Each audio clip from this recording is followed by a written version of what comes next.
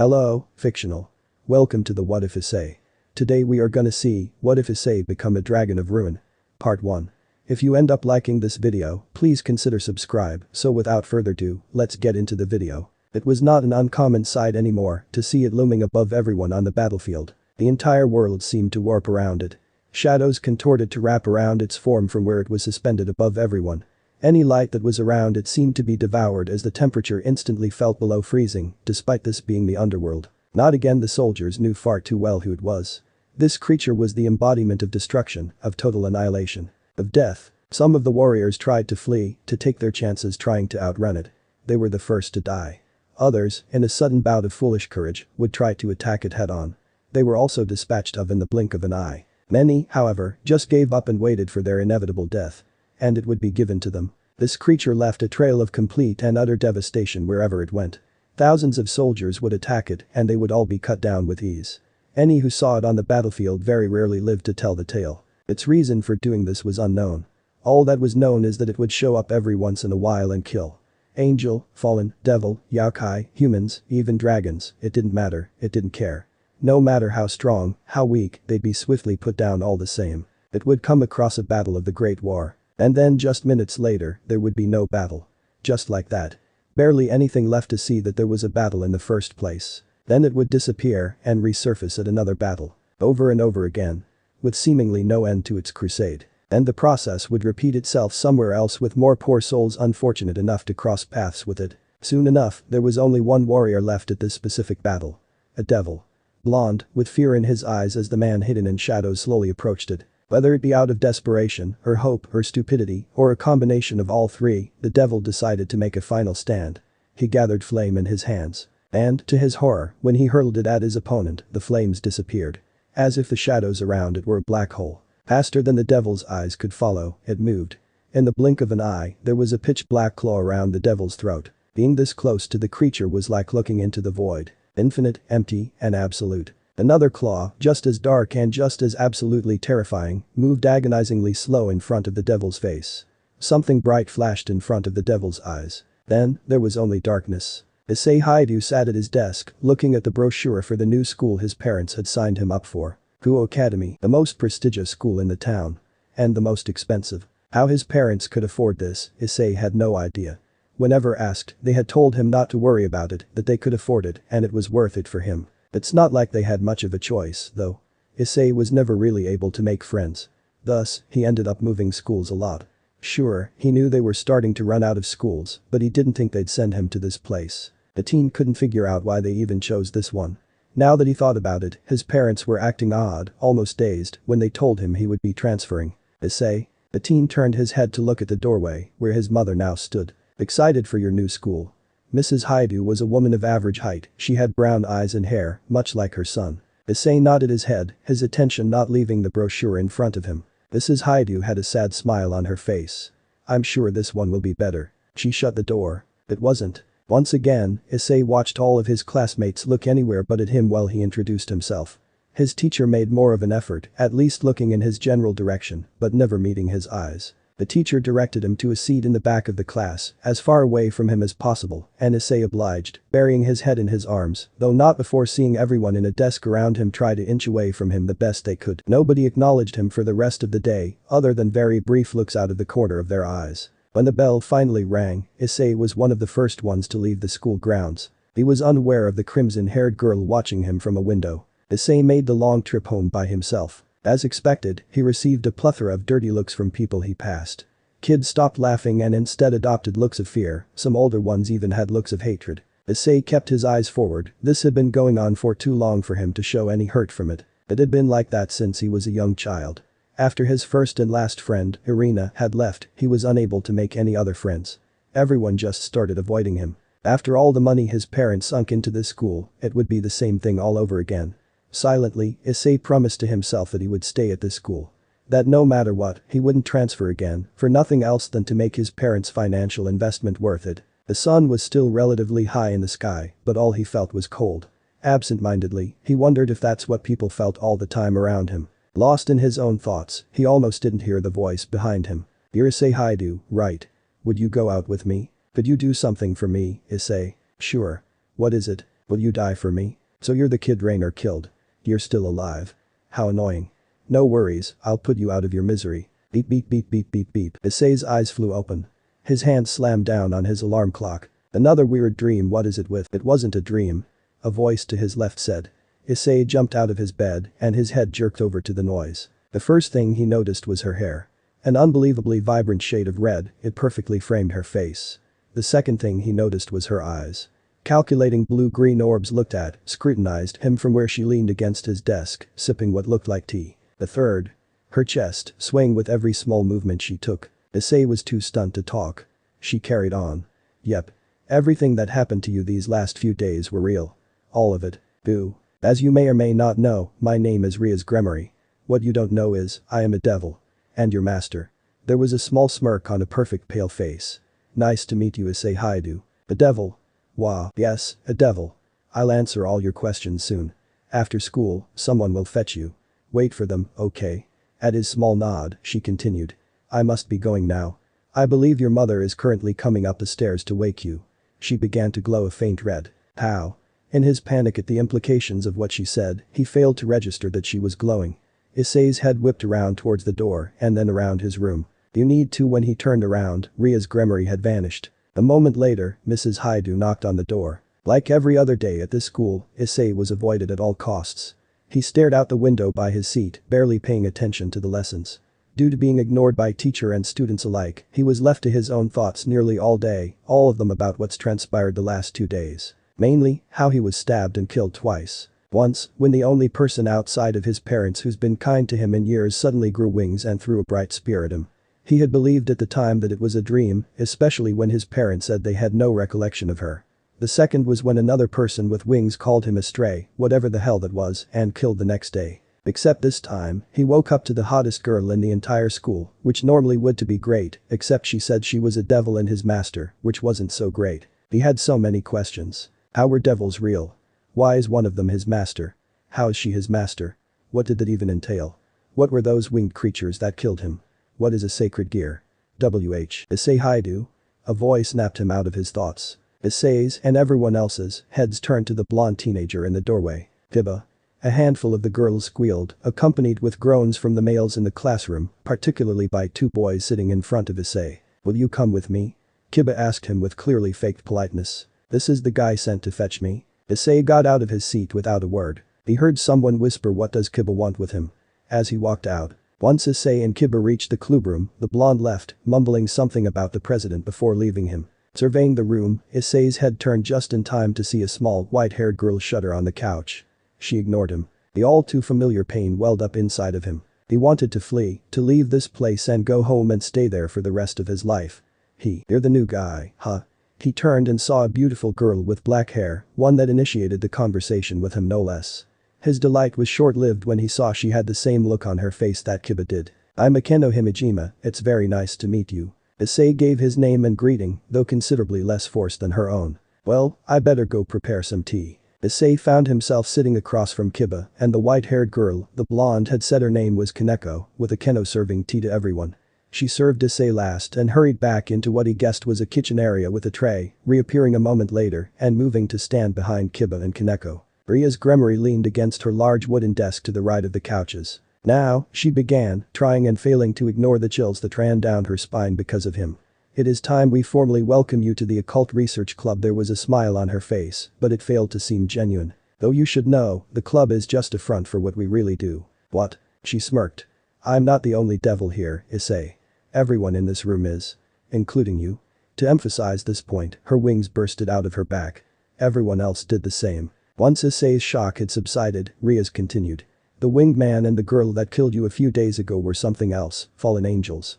They, along with devils, make up 2 of the 3 great factions, with angels being the third one. Even as she started her deeper explanation of the 3 factions, their current relationship, and other things relating to the supernatural world, Rias could tell Issei was completely dumbfounded. She sighed, he would have to catch up as they go. Besides, there are much more pressing matters at hand anyway.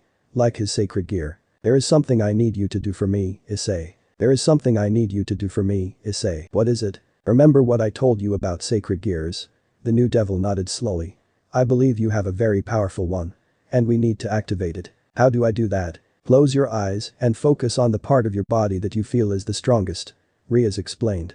He did as he was told and, despite shaking from the strain he was putting on his left arm, nothing happened. Perhaps a small push is needed. Riaz looked over to Akeno and a second later there was a crackling sound in the room. What Issei was given the answer to his unfinished question when his back got electrocuted. It felt like a little bit more than a small push. The brunette felt the electricity move through his entire body except his left arm. Instead of a light shock, his left arm from his elbow down burned. What the hell before abruptly stopping. Everyone was staring at him, wide-eyed. What? It was then Issei realized they were staring specifically at his left arm. His eyes followed their gaze. Where his left arm should be is instead a red gauntlet, adorned with golden spikes and a green jewel, going up to his elbow. His eyes widened. The grin spread across Riaz Gremory's face. The boosted gear. It seems my 8 pawns were very worth it, after all. Issei believed that Riaz was talking about sacred gears, but he was too busy studying the gauntlet to pay much attention to her. Riaz Gremory was perplexed, to say the least. Her new servant, Issei Hyoudou, was still a complete mystery to her. He was the new Red Dragon Emperor, which was more than she could have dreamed of when she decided to reincarnate him. But there is a problem with that. It does not explain the effect he has on others. The boosted gear has nothing to do with the chilling atmosphere that follows him around. The question now is, what does? She assumed his aura, if that was even the right thing to call it, was due to a sacred gear. But she couldn't recall a sacred gear with that kind of effect. And people with 2 sacred gears were nearly unheard of to begin with, much less one with a longinus. After he activated it, she sent him to start handing out flyers after talking to him about training. Daily training would be needed to get him in peak physical condition, something he needed to be able to handle the boosted gear's power. With the rest of her peerage out with their regulars, it left her alone with time to think. Either she was wrong in her earlier assessment of him being completely human, which isn't likely, or Riaz would have to scour her extensive collection of books on sacred gears soon. In fact, the crimson-haired devil felt him before she heard or saw him. The aura that follows him wherever he goes washed over her about 10 seconds before he opened the door, placing the now empty bag where it was before he grabbed it. I passed out all of the flyers. Can I go home now? Her nodding head was all he needed to see before turning around. He barely registered her voice saying please come back tomorrow. Issei groaned. Handing out flyers was a nightmare, considering it was difficult for anyone that wasn't his parents to be anywhere near him. He had gotten all of one person, a black-haired man with golden bangs, to willingly take one when he walked near them. To get rid of the rest, Issei had resorted to forcefully shoving them into people's hands or into random mailboxes. He was pretty sure Riaz wouldn't approve of his methods, but after nearly an hour of trying and failing to get near enough to anyone, he couldn't find it in him to care about what she would say. Once he had gone back to the school to check in with Riaz, which was all the way across town, and walking back to his house, it was well past his curfew. After assuring his parents that everything was fine and quickly wolfing down dinner, he had to do all of his homework, which took about an hour. It was nearly 2 in the morning when his head finally hit the pillow. He dreamed of devils, fallen angels, and, strangely enough, a red dragon. Issei had settled into a rhythm in his new life. Over the last few days, he woke up, trained with Riaz, went to school, got ignored by everybody, headed to the club room where he just seemed to make everybody uncomfortable, since they don't really have the option to avoid him, and then went to hand out flyers. His training, for the most part, was just standard exercise. Running, push-ups, etc. He also trained his reflexes, dodging attacks thrown at him. He was pretty sure Akeno was disappointed when he became able to dodge most. After he is able to get rid of all of the flyers, he goes home, had dinner with his parents, rushed through his homework, and went to sleep. Rinse and repeat. Who knew that life as a devil would be so normal? Or close to it, at least. Sure, he had less time to himself now, not that he needed that much anyway, but other than that, being a devil wasn't all too different for him to being a human. So far, anyway. This time, however, when he walked into the club room, he could tell something was off. All the members were stiff, but they were always like that around him, but this time none of them even tried to give him a forced smile. Riaz turned to him, face set in stone. There is a stray in the area, and we are tasked with taking it out. A stray? The brunette asked. You remember what those were, right? He scratched the back of his head. Riaz sighed.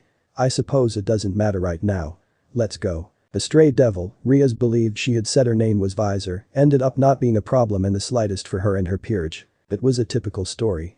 She had gotten drunk on power and left her master before tricking and eating a few people in the Kuo area. They had eliminated it in a matter of minutes with no issue to speak of. Though, she supposed it was a good way to introduce Issei to combat. It's a frightening sight for most. To open your eyes and not be able to see a foot in front of you. Most would try to run, to find their way out, at least do something. But not Issei. When he opened his eyes only to be surrounded in total darkness, he had no fear, only temporary shock. And then, just confusion. He knew he had never been here before, but he still felt a sense of familiarity from it, not unlike one that would be found in one's childhood home. It reminded him of himself. A bright flash exploded in front of Issei's eyes, so bright that he had to shield his eyes. When he opened his eyes he wasn't in darkness anymore. He was surrounded by fire. Strong enough to hear now. What? It's been a while since I've manifested myself in this form. Who are you? Where are you? Another bright flash. A red dragon now towered over Issei. I am Ddraig, one of the two heavenly dragons, and the being that resides in your left arm.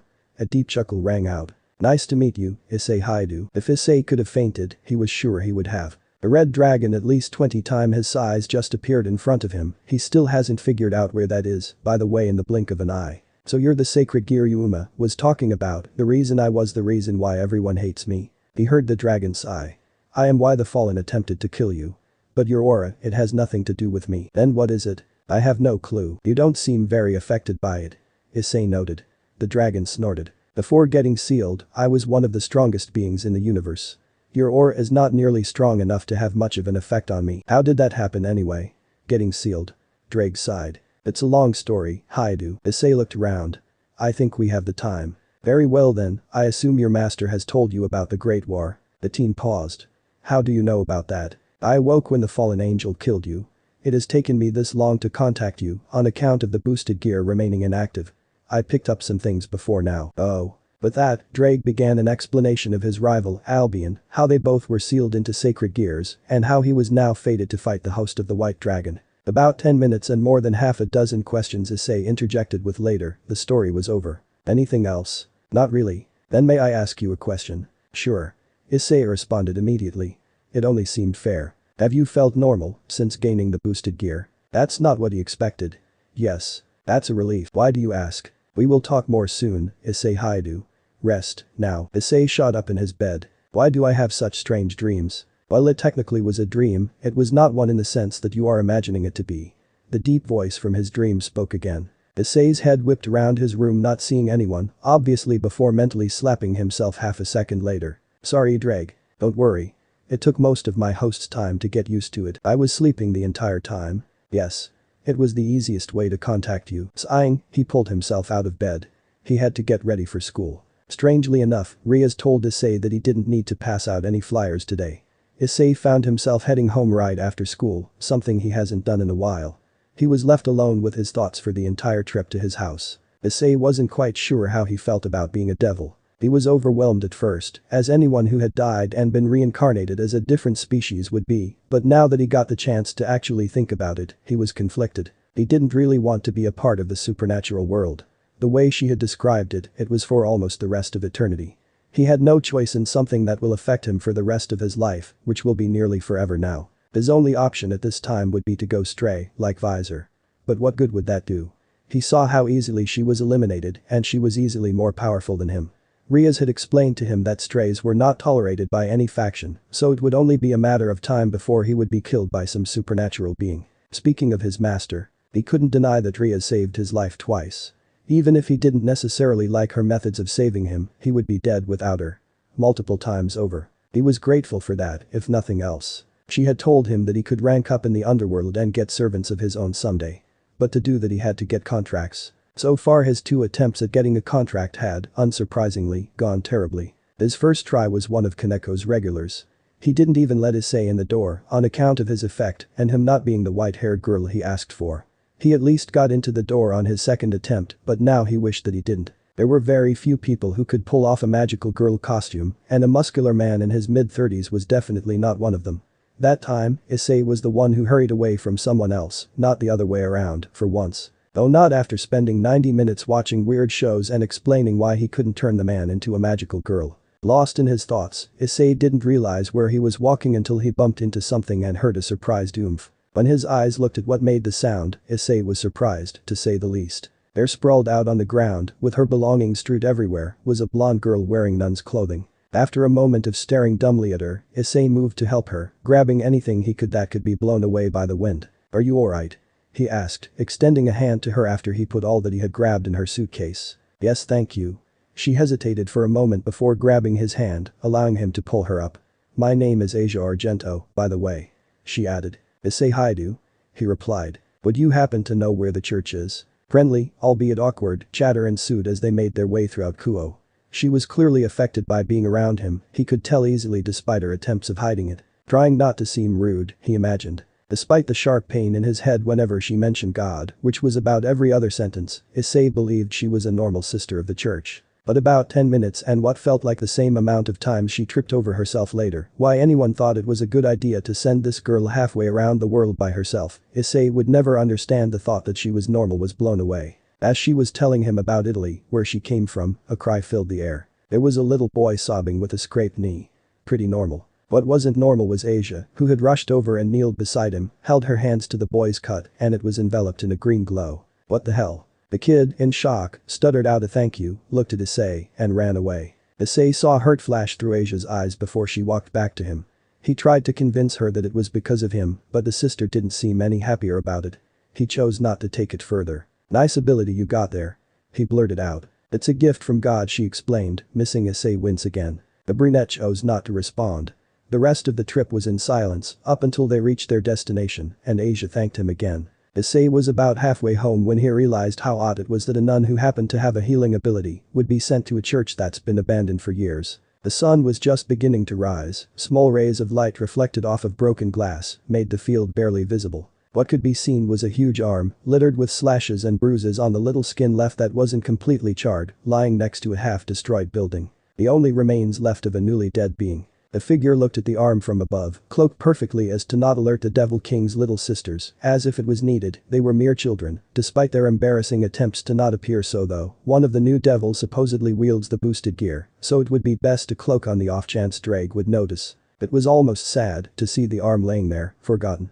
Such a waste of a creature to have been that weak. There's a far greater purpose it could be used for. The figure descended down next to the scorched appendage. A yellow magic circle lit up next to the arm, while the figure muttered a few words in a language that hadn't been spoken in thousands of years. Satisfied, the figure, still shrouded in shadows, rose into the night sky again. A few seconds later, the area was completely barren again. Except for the arm, which began to shake. Issei noticed two things when he woke up. The first was how utterly exhausted he felt. It was as if he had not slept at all. The second, that he wasn't in his bed. Instead, he was laying on the floor. He hadn't even changed out of his school uniform. How did he end up here? Boost. For the fourth time, the distinct voice of the Red Dragon rang out, in his head anyway. He wouldn't want to alert his parents, because of the sealed dragon's booming voice. This was the second part of Issei's training. After all of the physical training he did before and after school, he would return home and try to boost as many times as he can. Sweat lined his forehead, and he visibly struggled to handle the effect of doubling his powers 4 times over. Though he felt that he was starting to get used to the power that flowed through him. Boost. He could keep going. He wants to get stronger. He has to get strong. Reset. Fuck. Groaning, Issei picked himself off of the floor and flopped onto his bed. He should still have a little bit of time before he would have to get ready for school. The ringing of his alarm clock filled his ears a moment later. The book Riaz had been sleeping next to fell to the floor with a booming sound, instantly waking her from her slumber. Her head shot up, looking around for a second, not remembering what she was doing the night before. She looked to the floor the noise originated from. Right. The books. She was looking through the extensive amounts of sacred gears the devils knew of and had put in a series of books. She was trying to find one that described an aura like Issei's. 3 full books, thousands of pages, a couple nights of very little sleep later, and she had nothing to show for it. Not a single gear she looked at described anything remotely close to what she was looking for. She looked down to the book she was looking at last night. The page she was on before falling asleep was now wet with drool. The simple spell and the book was in pristine condition once again. As Riaz went through the mundane tasks of her morning, her mind wandered, as it often did these days, to her new pawn. Issei was kind enough to them, despite their probably obvious faked kindness towards them, but he spent no more time than what was absolutely necessary around the rest of the peerage. Riaz had never seen this, the rest of her peerage had always created a bond with each other fairly quickly. Even Kaneko was starting to get close to them at this point in the beginning of her reincarnation. But Issei? He stayed distant. She wondered what they could do to get closer with him. Riaz looked at the clock and nearly jumped. It was almost time for classes to start. A sleepless night, showing up almost late to school, and 2 pop quizzes that he certainly failed later, Issei dragged himself into the club room. Definitely not being in the mood for the others' fake politeness, he grabbed the flyers and left without even looking at them. The now familiar aura washed over Riaz again, gaining a shiver from the heiress as her pawn opened the door. He looked around the room after noticing her, not expecting her to be alone. Issei, she tried saying it with kindness, but if his reaction or lack thereof was any indication, she wasn't doing a very good job. Thank you for passing out the flyers. Now, there is a summoning request that no other member is available for. I need you to take care of it. Think you can handle it? Of course not. Yeah, sure. Where is it? She gave him the directions, and he was gone without another word. It was starting to get dark by the time Issei got to the house. The first thing he noticed was that the lights, at least the ones he could see from outside, weren't on. Strange. He rang the doorbell, not receiving an answer. After a few moments, he pushed the button again. Still nothing. The brunette resorted to knocking, each one louder than the last until he was practically pounding on the door. I don't like this. Issei chose not to answer the dragon. He didn't like it either, but what choice did he have? Giving up, he tried to open the door, surprised when it was unlocked. Hello? Anybody home? Issei called out. He headed towards the only room with a light on. He instantly regretted it. On the floor in the living room, sprawled out and covered in blood, was most likely the person who had summoned him. His legs were bent at angles that Issei didn't think was physically possible for the lower limbs, and internal organs were spilling out from a huge gash in his stomach. His death, clearly, was a painful one. Bile rose in Issei's throat, he pushed it down, and slowly started to back up. A voice came from his left, freezing him in place. I will punish the world for its evil, and the wicked for their sins. Issei was made acutely aware that he wasn't alone. There was a white-haired man dressed in priest robes sitting on a couch. This man has to be an exorcist. Watch out. Any suggestions? Flee. You can't win this battle. That was Isaiah 13:11, if you didn't know. Which I'm guessing you didn't, considering you're devil scum. Just how casual he said that struck Issei as odd. There wasn't any real malice in his words. He sounded more amused than anything. Eyes half-lidded, tongue hanging out, he had the look of a deranged man. He got up and began walking towards Issei, who matched his pace by backing away. You did this? Issei asked, horrified at the sight in front of him. I did. Isn't it beautiful? The man started cackling. No. He was a person. Issei protested. No, he wasn't. He gave that up when he tried to summon a devil. What? The deranged priest carried on as if Issei had said nothing. Father Fried Selzen is my name. He gave a small bow before pulling out a sword hilt and pistol. I'd ask yours, but it doesn't matter because you'll be dead soon. With a maniacal grin, he lunged at Issei. Boost. Issei barely jumped out of the way in time and materialized his gauntlet. Ooh, what a shiny toy you got there, I can't wait to mount it on my wall after cutting your arm off. Fried lunged at the brunette a second time, who dodged again, quicker this time. The exorcist seemed to be ready for this, however, because he had shot where Issei jumped, striking the teen in the knee, causing him to cry out in pain and fall to the floor. Boost. As Issei tried to get back to his feet, the deranged exorcist positioned his sword above Issei's head, ready for the killing blow. A scream rang out in the room, getting the attention of both the devil and the exorcist. What the fuck? What are you doing here, Asia? It was the nun that Issei had shown to the church. With all that's been going on, he had forgotten about her. She was staring at the body, an even more horrified look than Issei's on her face. How could you do this? Asia cried out, staring at the body. Boost. White. He summoned a devil. Fried yelled back, gesturing wildly at Issei. Asia, just noticing his presence for the first time, gasped again. No, it can't be. You're a devil, Issei. What? Wait, a grin slowly spread across Fried's face. Do you know him? He started laughing. Oh my god. It's a devil scum and holy sister love story. It's so heartwarming I want to puke my guts out just like that guy. He gestured at the dead body with his sword. Boost. Shut up. Fried screeched, more at the gauntlet than at Issei. He swung his sword at the devil again, until having to suddenly halt again when Asia jumped in front of Issei. Please, father. I beg you, show mercy. The nun pleaded. What? No. He's a devil, you little slut. He doesn't get mercy. Get out of the way. No, please. Enough. Fried grabbed Asia and threw her out of the way. But instead of turning his attention back to Issei, he kneeled over the nun and began grabbing at her clothes. The nun tried to push him off, but was frozen in shock or pain when the back of Fried's hand collided with her cheek. The fallen said, I couldn't hurt you, so I'll just have to be a little gentle. Issei felt something inside of him snap as he glared daggers at the priest. Boost. The green aura began to form around the devil. Boost. Almost there. The bullet hole in his leg didn't seem like much of a hindrance anymore. Boost. The black, less noticeable aura formed around him as well, but that was overshadowed by its green counterpart, which was growing brighter and more powerful by the second. Explosion. Dead away from her. The green aura around Issei turned into flames that shot out towards Fried. The exorcist barely had time to look over at the injured devil before he was enveloped in fire. It wasn't powerful enough to do anything aside from singe his hair and clothes. It still hurt though. A lot. He screamed and jumped away. Strangely, the flames didn't hurt Asia at all, despite them also engulfing her. She still laid on the ground, petrified. Fried lunged again, swiping wildly at Issei, who rolled out of the way. "What the hell, you shitty devil?" he yelled. "Why won't you die?" Fried didn't seem as fast as he was a few minutes ago, at least to Issei.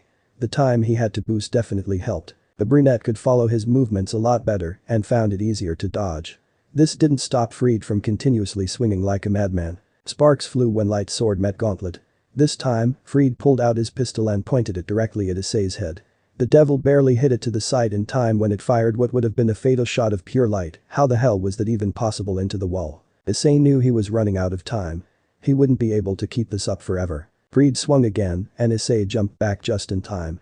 His back hit the wall of the house. He was trapped. The exorcist gained a sick smile when he realized the same. He stabbed at Issei. With no other options left, Issei threw his head to the left. The light sword connected with the wall where Issei's head had been a second earlier and got stuck. The priest took his attention off of Issei and tried to pry his sword loose. Seeing the opening, Issei channeled all of the power he could into his gauntlet-clad fist and sent it towards Fried. What happened next felt like it was going in slow motion for the devil. The grin spread across Fried's face. The light sword embedded in the wall disappeared, leaving only the hilt. This was about when Issei realized his mistake. The team could faintly hear Ddraig saying something, probably about said fatal mistake. Fried easily dodged Issei's strike. The light sword materialized again, and he sliced a deep cut into the brunette's back, causing him to fall to the ground. He was vaguely aware of Asia calling his name. Fried kicked Issei in the stomach, making him roll near to the center of the room. Then, he took out his gun. Issei had taken the bait. Bang. A bullet right under his ribsage. Another bullet, this one piercing his lung. Fried was no longer trying to kill him. He was torturing him. Issei tried crawling away, but it was obvious he wouldn't be getting very far. He could vaguely see the outline of Fried advancing towards him. When his death seemed all but certain, a magic circle opened behind him. Black and red energy poured out of the circle, forcing Fried to jump out of the way as Rias and Kaneko appeared in the house. The priest looked towards Asia, where she had pulled herself to her feet. "You were supposed to set up the barrier." His boot connected with her ribs before she could finish her thought. Kaneko got into a fighting stance. Rias just stood normally, letting an intimidating black and red aura form around her. "You dare attack one of my dear servants?" the heiress asked, anger laced in her voice. Fried looked back, as if noticing them for the first time. "Do more for me to kill." "Wonderful. It's a foursome." He was back to laughing, his anger from a few seconds ago vanished. Rias laughed. "You really think you can take the both of us alone?" "Who said anything about alone?" The priest gave a wicked grin when magic circles formed on the ceiling. Kaneko stared at the circles, analyzing them. "Fallen angels are coming," she informed Rias. Rias weighed her options for a moment before responding.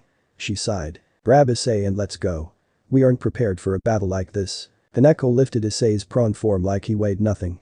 She carried him over to the magic circle Rias had formed. He was barely able to choke out. "Wait, Asia. Only members of my peerage can make the jump." "No." Asia. Her green eyes were the last thing he saw before they teleported out. When Issei opened his eyes again, he was in a dark room. He looked over his arms to find that none of the cuts from the fight present. Yes, that was the perk of being a devil. A few blinks to clear his vision, thankfully the lights were off later. Issei sat up, despite his side screaming in protest. Looking in the floor mirror to his left showed a body far more toned than what it was just a few weeks ago, with a new jagged scar running down the side. That didn't look like it was going away anytime soon. "Good, you're up." Rias Gremory stood in the doorway, a folded Kuo Academy shirt in her hands. She handed it to him and he began trying to put it on without hurting himself too much. "Issei, I am so sorry. I had no idea that an exorcist would be there. Why would you just leave her?" She momentarily paused at the bite in his voice, a face of concern replaced with surprise for half a second. Only half a second, because she had expected him to be angry in the back of her mind. "Issei, I told you, only members of our peerage can make the teleportation jump. Then we could have not used the circle. Or some of us could have, or we could have just stayed and fought." "Issei," she interrupted. "You were slowly dying. Kaneko and I wouldn't have been able to defeat the exorcist and multiple fallen angels and transport you and the nun here without teleporting quickly enough to save your life. Then you should have saved her and left me. I could have. As a member of my household, you take priority. I value your life over this nun you've suddenly become attached to. You're a devil, Issei. And for whatever reason, she decided to align herself with fallen angels. I trust that I don't have to re-explain the current relationship between the factions. Is this girl really worth starting another war? Yes, there wasn't a hint of hesitation in his answer. Ria sighed. That is a very naive mindset, Issei. Think realistically about this. Cowardly, you mean? Even Issei himself was taken aback from the bite in his voice. What's the point of having this power if I can't use it to help people like her? Is my only purpose to serve you? Of course not, but Issei was already walking past her and leaving. Riaz watched her pawn storm out of the building. She had some explaining to do. That wasn't what she was worried about, however. Her pawn was sensible enough, he would come around soon. Due to his reincarnation, he doesn't understand why there wasn't much she could do in this situation. He had no sense of how shaky the truce was and how easily it could come undone. Rather, she was more interested in how he stormed out than why. She saw his injuries when she arrived at the house. He had been cut and shot numerous times by light weapons. He's lucky to still be alive, much less walking just a few hours later. That isn't normal. He isn't normal, even for a Longinus user. Issei Hyoudou just keeps getting more and more interesting. A few hours later, Issei flopped down onto his bed and groaned. Thankfully, Riaz had handled his parents, so he didn't have to worry when he arrived home. Another night of very limited sleep seemed to be in the cards for Issei Hyoudou. When his head hit the pillow, there was one question that was in the forefront of his mind. How did I use that fire? It is one of the boosted gear's abilities. Issei jumped, startled. He had forgotten there was someone listening to his thoughts. What do you mean? Do you remember what I told about myself?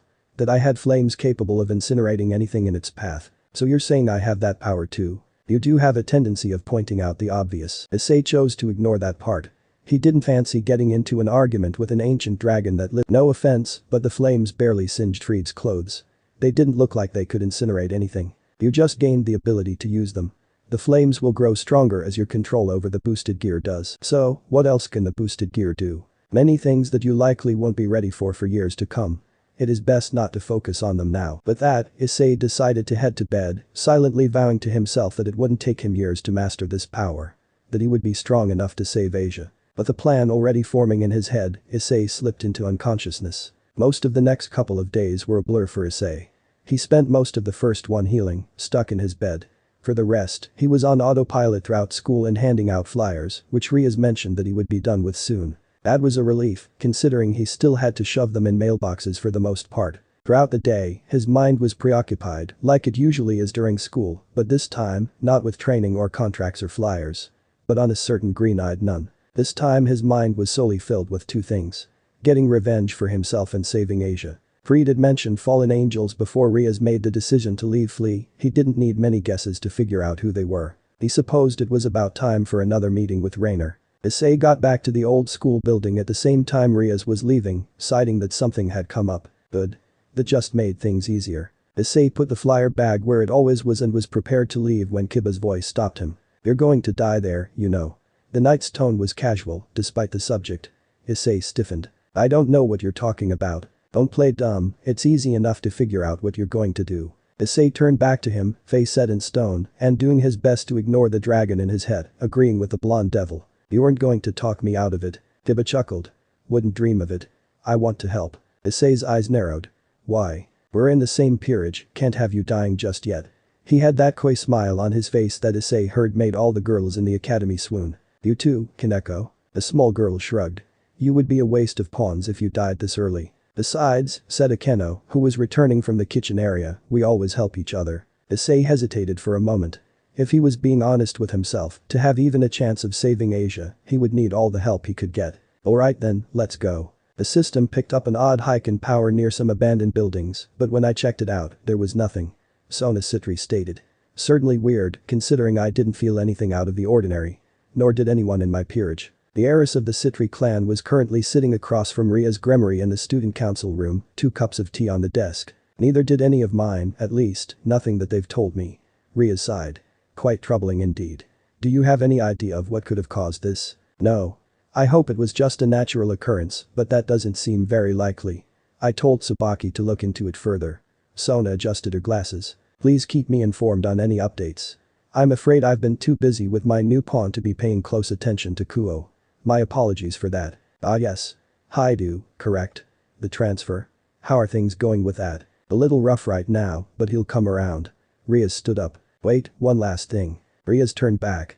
Yes. Is there any reason you requested me to tell you this in person? The crimson-haired devil smiled. No reason. I must be going now, I have a feeling the rest of my peerage will need me soon. It wasn't a very long walk until Issei was near where he was earlier when he had first left Asia, overlooking the church. It wasn't long before Kiba spoke up. So, what was your plan to save her? It was around that moment when Issei realized he had not come up with a single good plan. Maybe sneak around and try to find a different way in. They all gave him looks of bewilderment. Or just a blank stare, in Kaneko's case. What? You realize you can't get near any humans without alerting them, much less fallen angels, right? Akeno asked. Oh. Shit. Well, that only leaves one option. Looks like we're going through the front then. Issei started towards the church again, Kaneko not far behind. So much for the element of surprise Kiba sighed, but followed. The large double doors to the abandoned church flew open, one almost flying off its hinges. All because of one kick from Kaneko. It was sometimes terrifying how strong this girl was. You didn't have to be so loud. Kiba chided. They already know we're here, she responded, voice as emotionless as ever. They entered the church, there were no lights, but all four could see fine, on account of being devils. So, we meet again, devil scum. Fried was standing next to the altar, the gun and sword hilt Issei was all too familiar with in his hands. You brought the little girl with you again. That's great. And oh, you two are new. Issei Hyoudou, nice to meet you, Kiba smiled politely. He raised a sword. Where the hell did he get that and got into a lax fighting stance. If there is one thing I won't allow, it's devils waltzing into the house of God. The priest was cut off when a bench came flying at him that he narrowly dodged, courtesy of Kaneko. He grinned. Pretty strong, for a runt. Shut up. Fried, what is A blue-haired woman appeared from a door behind where Fried was standing. Alwerner. How nice of you to join us, I was just about to slice up some devils. Though aren't you supposed to be helping out down there? Rainer kicked me out, said she needs peace. Just the name caused several different emotions to stir up inside of Issei. No matter though, this looks like much more fun. The light spear formed in her hand. Boost. Issei summoned his sacred gear. Kalwerner flung her light spear at Akeno, and the battle began. Akeno and Kalwerner took to the air, while Issei, Kiba and Kaneko focused on Fried. Boost. Well, they were more so focused on not getting skewered by stray light spears and lightning bolts from the battle that raged on above them. Fried dodged a small fireball and another bench before he lunged at Kiba. Their two swords clashed together. Though, instead of breaking apart and swinging again, Kiba's sword turned black and started absorbing the light from Fried's sword. What the hell? It's the holy eraser. He grunted, struggling to hold Fried back. Sensing the opportunity, Issei darted toward the door Kalwerner had came from. Ria's Gremory stood on a path surrounded by trees. Though her stance was casual, her eyes were calculating, staring straight at two others. Standing across from her was a young-looking girl and a man, each with a pair of pitch-black feathered wings. I truly wish we hadn't met again, Gremory. The man spoke. You should have told your servants to stay out of our business. Now we have to kill the menu. A light spear formed in the hands of the younger one. The door led to stairs heading down. Against the back wall of the basement room was a large cross, with an unconscious girl chained to it. Asia. Issei ran to her. She can't hear you, you know. The voice behind him sent chills down his spine. If he was being honest with himself, if it wasn't for the threat of a light spear to the back, he wouldn't have wanted to turn and face her. Excuse me, are you Issei Hyoudou? He turned and came face to face with her. She didn't look the same from their date. It was as if she had aged 5 years since the last time he saw her. Do you like the new look? Couldn't bear to stay as the innocent little girl for that long. But it was still her, without a doubt. Asia's been unconscious for quite some time. The falling continued. It's easier that way anyway, you deserve a reward for making it this far. How about I let you keep the body after I kill her? Like hell. Issei charged. Rainer laughed at the effort, easily sidestepping him and shoving a light spear through his thigh. Just like that, Issei was reminded of how painful her spears are. Will you go out with me? I wonder if killing you again will be as fun as the first time. The helpless feeling began to sink into him again. He'd gotten stronger, but it didn't matter. There is one more thing I'd like for you to do, to commemorate the date. Boost. I don't think so. You expect it this time, seeing the shock and betrayal on your face the first time was absolutely priceless. Boost. Will you? No. Murder. Boost. Issei felt something snap in him. Boost. A black aura exploded around him, not unlike what happens during the boosted gears explosion. His effect got far stronger as well, rooting the fallen angel in place. Hyoudou, paying no mind to the dragon, he lunged, and his fist collided with a very unsuspecting Rainer. Rainer smashed into the far back wall. Bringing herself back to her senses, she hurled a light spear at the advancing Issei. It flickered out of existence when it got within 10 feet of him. What the hell? She threw another one, this one far larger, it shattered against the gauntlet on the devil's arm. Explosion. He shot forward, delivering an uppercut to Rainer's jaw, sending her careening back into the wall. He didn't he didn't want to use fire for this. Kill. Rainer didn't know how he even able to stand. She growled. Enough of this. She aimed a kick of her own at him, catching him in the side, making him stumble back. Perfect, that was all she needed. Issei had to dive behind a table to avoid being skewered by multiple light spears. Torture. Rainer tried to flee. She launched herself into the air with her wings. She would smash through the wall if she had to. Something grabbed her foot. Rainer looked down to see it wasn't Issei's hand or even the gauntlet. Is that a shadow? She was able to free herself from it, but the flailing motion caused her to lose her balance in the air. Her back hit the stone floor again. When she got up, Issei was in front of her. He drove his knee into her abdomen, knocking all the wind out of her body. And struck her in the head with a gauntlet-clad fist. Hatred. The cry of pain suddenly rang out. Issei turned around to see something bright being ripped out of Asia's chest. He bolted for her immediately. His gauntlet-clad hand was able to rip away the chains holding her to the cross with ease, and Asia's motionless form fell into his arms. No. Issei carried her in his arms for a few feet, laying her down onto the floor once they were away from the cross. I'm sorry, Asia. His tears started to fall onto her white dress. It's no use, Rainer said in between, coughing out blood. The ritual is complete. She's dead. The things that had been ripped from her chest were now floating in front of him. They were 2 silver rings. Slowly, Issei reached out and grabbed them, placing them in Asia's hands. He turned back to Rainer, pure hatred in his eyes, and started walking towards her. Rainer's fell to the stone floor yet again, courtesy of a strike from Issei. Please. He crouched down and grabbed her by the hair, pulling her face just inches away from his. She couldn't even recognize him anymore. This was not the awkward boy who took her on a date. You know that fear, that feeling like you're completely powerless to change what's going to happen to you.